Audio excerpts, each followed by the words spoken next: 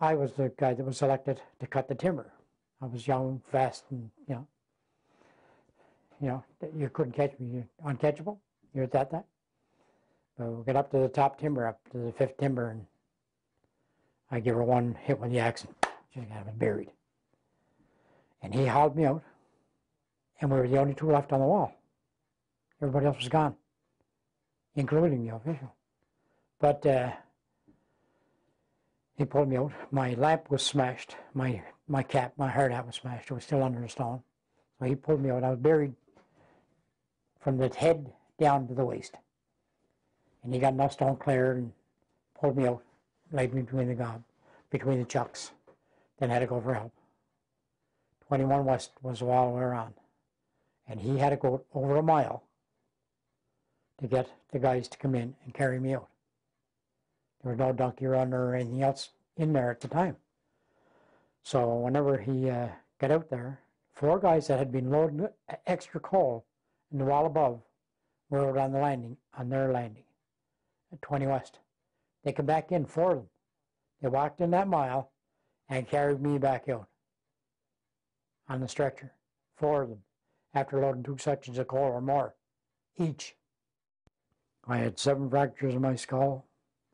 I had 9 teeth knocked out. I had my jaw broken down here. My bottom lip was over here somewhere. I was trying to spit and I couldn't spit. And I had a big chew twist in. That was a minor, And I was spitting. I thought it was just cold as I was spitting teeth out and tore all the tear sac in the side. They had to remove it surgically. I was a mess. My head was that big. So it took them about 4 hours to get me into the hospital. And after they got me in the hospital, Dr. Chisholm went to tell my mom and dad I was dead. And I was watching. I could see me laying on the operating table. And I had 2 great big, huge tubes sticking out of my nose. And I could see me laying on the operating table.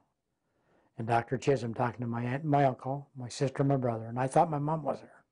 But my dad was there. My dad told Dr. Chisholm, you go back in and make sure.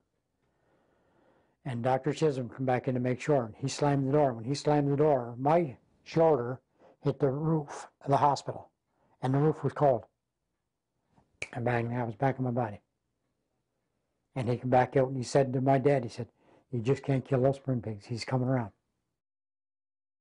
I was pronounced dead. So when you talk about resurrection, yeah, it was beautiful. It was a pretty beautiful experience. Wow. Well, I went back to the exact same place I was buried in 11 and a half months later. But I loved being a coal miner. I had 31 years in a coal mine. I loved it.